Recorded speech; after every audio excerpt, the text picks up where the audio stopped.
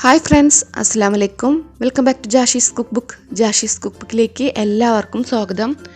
ബിരിയാണി ഇഷ്ടമില്ലാത്തതായിട്ട് ആരും ഉണ്ടാവില്ലല്ലേ? പക്ഷേ cooking process കുറച്ച് കൂടുതലായതുകൊണ്ടും സബോള അരിയാനും മറ്റുള്ള മടിയൊക്കെ ആലോചിക്കുമ്പോൾ ബിഗിനേഴ്സിനൊക്കെ ബിരിയാണി ഉണ്ടാക്കൽ വലിയൊരു പണി തന്നെയാണ്. കുറച്ച് മുന്നേ ഞാൻ ഈസി ആയിട്ട് ഉണ്ടാക്കാവുന്ന മട്ടൻ ബിരിയാണിയുടെ വീഡിയോ അപ്ലോഡ് ചെയ്തിട്ടുണ്ടായിരുന്നു. ആ സെയിം മെത്തേഡിൽ ചിക്കൻ ബിരിയാണിയാണ് ഞാനിന്ന് ഉണ്ടാക്കി കാണിക്കുന്നത്.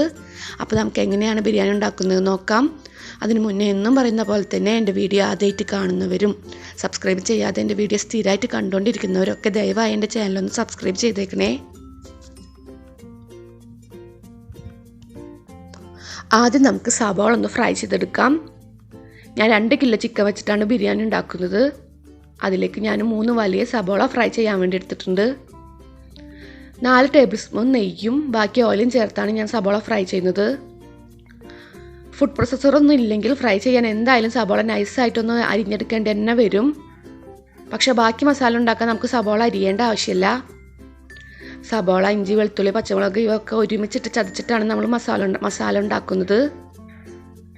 അങ്ങനെ ചെയ്യുമ്പോൾ നമ്മൾ സെപ്പറേറ്റ് ആയിട്ട് സവാള അരിഞ്ഞ് ഓരോന്നായിട്ട് വഴറ്റിയെടുക്കുന്നതിനേക്കാൾ ടേസ്റ്റ് എനിക്ക് തോന്നിയിട്ടുണ്ട്. ഇപ്പോൾ സവാള എല്ലാം ഫ്രൈ ചെയ്തെടുത്തിട്ടുണ്ട്. 2 ട്രിപ്പായിട്ടാണ് ഞാൻ ഫ്രൈ ചെയ്തത്. ഇനി നമുക്ക് അണ്ടിപ്പരിപ്പ് മുന്തിരി ഒന്ന് വറുത്തെടുക്കാം.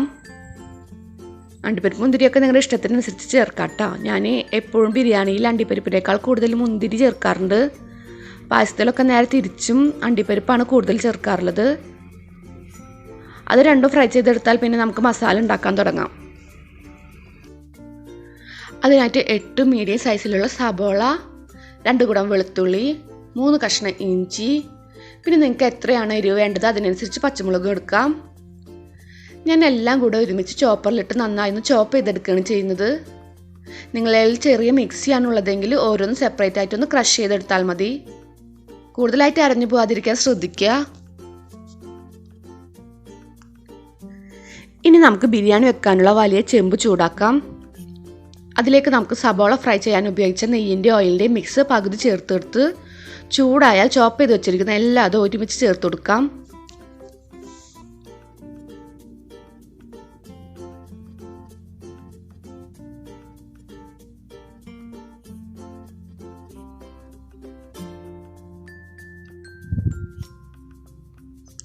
ഇഞ്ചിയുടെയും വെളുത്തുള്ളിയുടെയും പച്ചമണം മാറിയാൽ തന്നെ നമുക്ക് 4 തക്കാളി ചോപ്പ് ചെയ്ത് ചേർക്കാം.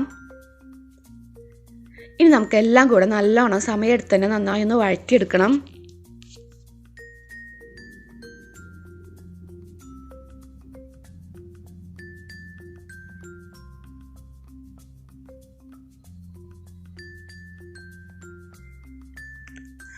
അത് വഴന്നു വരുന്ന സമയം കൊണ്ട് നമുക്ക് ബിരിയാണിയിലേക്കുള്ള ബസ്മതി അരി കഴുകി വെള്ളത്തിലിട്ട് വയ്ക്കാം. 2 കിലോ ചിക്കൻ വെച്ചിട്ട് ബിരിയാണി ഉണ്ടാക്കാൻ ഞാൻ ഈ ഒരു കപ്പിൽ 7 കപ്പ് അരി എടുത്തിട്ടുണ്ട്. അരി ഞാൻ 3/4 മണിക്കൂർ വെള്ളത്തിൽ കുതിർക്കാൻ ഇടുന്നുണ്ട്.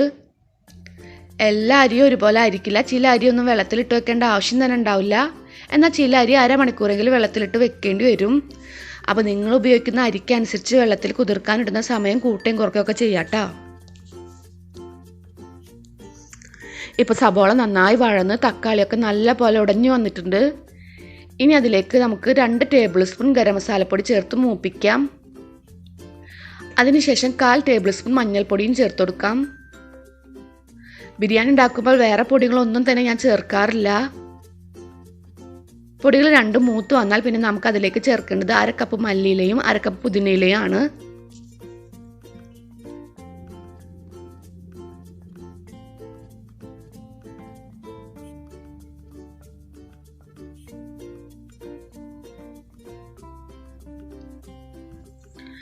അപ്പുറത്ത് ഞാൻ റൈസ് വേവിക്കാനുള്ള വെള്ളം തിളപ്പിക്കാൻ വേണ്ടി വെച്ചിട്ടുണ്ട്. മല്ലിയിലയും പുതിനയിലയും നന്നായി ഒന്ന് വാടി വന്നാൽ നമുക്ക് അതിലേക്ക് 1 കപ്പ് തൈര് മുഴുവനായിട്ടൊന്ന് ചേർത്ത് കൊടുക്കാം.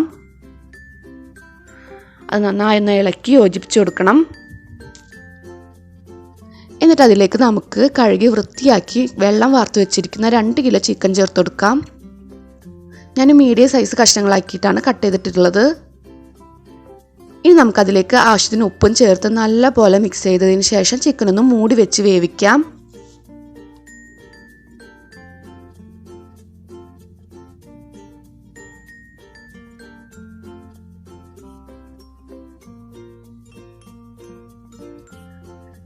ഇപ്പോൾ നമ്മുടെ റൈസിലേക്കുള്ള വെള്ളം തിളക്കാനായിട്ടുണ്ട്. ഇനി നമുക്കതിലേക്ക് 10 കരിയാമ്പൂവും അത്ര തന്നെ ഏലക്കായും 3-4 ചെറിയ കഷ്ണം കറുവപ്പട്ടയും ചേർത്ത് കൊടുക്കാം. പിന്നെ 1 ടീസ്പൂൺ നല്ല ജീരകം കൂടെ ചേർത്ത് കൊടുക്കണം. അതിനൊപ്പം തന്നെ റൈസിലേക്ക് ആവശ്യമായിട്ടുള്ള ഉപ്പും ചേർത്ത് കൊടുക്കാം കേട്ടോ. വെള്ളം നന്നായി തിളച്ചാൽ നമ്മൾ കഴുകി വൃത്തിയാക്കി വെള്ളം വാർത്ത് വെച്ചിരിക്കുന്ന അരി ചേർത്ത് കൊടുക്കാം. വേവിക്കാൻ വെച്ചിരിക്കുന്ന ചിക്കൻ ഇടയ്ക്കിടയ്ക്കൊന്ന് ഇളക്കി കൊടുത്തോണ്ടിരിക്കണം. ഇനി നമുക്ക് ആ ചിക്കനിലേക്ക് ഫ്രൈ ചെയ്ത് വെച്ചിരിക്കുന്ന സബോളയിൽ നിന്ന് കുറച്ചും പിന്നെ പൈനാപ്പിൾ എസൻസ് 1/2 ടീസ്പൂണും ചേർത്ത് കൊടുക്കാം. നന്നായി ഒന്ന് ഇളക്കി യോജിപ്പിച്ചതിന് ശേഷം നമുക്ക് ഫ്ലെയിം ഒന്ന് നല്ലോണം ലോ ആക്കി വെക്കാം. ഇനി ചിക്കൻ കൂടുതലായിട്ടും വേവേണ്ടത് ദമ്മിൽ കിടന്നാണ്. അപ്പോൾ നമുക്ക് റൈസ് വേവാൻ വേണ്ടി വെയിറ്റ് ചെയ്യാം. ഇപ്പോൾ റൈസ് ഒരു 3/4% വെന്ത് വന്നിട്ടുണ്ട്. ആ റൈസിൽ നിന്നും പകുതി ചിക്കൻ്റെ മുകളിലായിട്ട് ഇട്ട് കൊടുക്കാം. റൈസ് നന്നായി ഒന്ന് പരത്തി കൊടുത്തതിന് ശേഷം അതിന് മുകളിലായിട്ട് ഫ്രൈ ചെയ്ത് വെച്ചിരിക്കുന്ന സബോളയും അണ്ടിപ്പരിപ്പും മുന്തിരിയും ചേർത്ത് കൊടുക്കാം. അതിന് മുകളിൽ നമ്മൾ ഫ്രൈ ചെയ്യാൻ ഉപയോഗിച്ച ഓയിലിൻ്റെയും നെയ്യിൻ്റെയും മിക്സ് കുറച്ച് ഒഴിച്ചു കൊടുക്കാം. ഇനി വീണ്ടും ബാക്കിയുള്ള റൈസ് മുഴുവനായിട്ട് ഇട്ട് കൊടുത്തതിന് ശേഷം അതിന് മുകളിലായിട്ട് ഫ്രൈ ചെയ്ത അണ്ടിപ്പരിപ്പ്, മുന്തിരി, സബോളയും പിന്നെ ഫ്രൈ ചെയ്യാൻ ഉപയോഗിച്ച നെയ്യിൻ്റെ ഓയിലിൻ്റെ മിക്സും ഇട്ട് കൊടുക്കാം.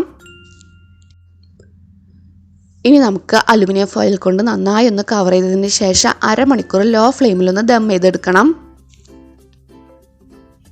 അടിയിൽ പിടിക്കാതിരിക്കാൻ വേണ്ടിയിട്ട് ചെമ്പിൻ്റെ അടിയിലായിട്ട് എന്തെങ്കിലും തട്ടോ പഴയ എന്തെങ്കിലും പാനോ വെച്ചെടുക്കാം.